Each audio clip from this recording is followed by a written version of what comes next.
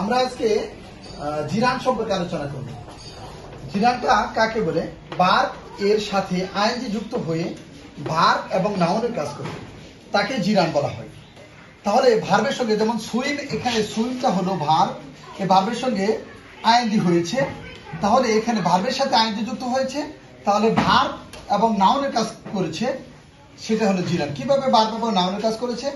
ভার্বের সাথে আইএনজি যুক্ত হয়ে এখানে ভার্বের সুইমিং সাঁতার কাটা, এখানে ভার্বের কাজ করছে, ভার্বের সঙ্গে আইএনজি। সুইম আমরা জানি এটা ভার্ব, কোনো কিছু করা হওয়া থাকে বোঝালে সেটা ভার্ব, এই ভার্বের সঙ্গে আইএনজি যুক্ত হয়ে ভার্বের কাজ করছে। এবং নাউন কিভাবে হলো? নাউনটা হলো এই সুইমিং এর সাথে আইএনজি যুক্ত হয়ে এখানে সেন্টেন্সের শুরুতে বসছে।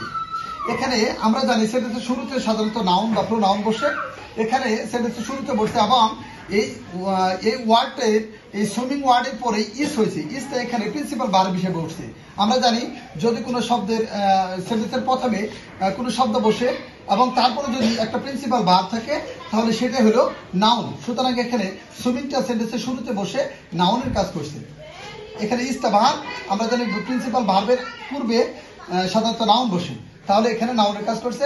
তাহলে ভার্ব ও নাউনের কাজ করে যে ভার্বের সঙ্গে যুক্ত হয় তাই হলো জিরান।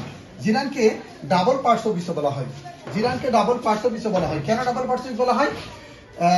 আমরা জানি পার্টস অফ স্পিচ 8 প্রকার, 8 প্রকারের মধ্যে ভার্ব একটা, নাউন একটা, এখানে দুইটা পার্টস অফ স্পিচ, দুইটা। এখানে সুইমিং এখানে নাউনের কাজ করছে এবং ভার্বের কাজ করছে, সুতরাং এখানে এই জিরানকে ডাবল পার্টস অফ স্পিচ বলা হয়। Thank you.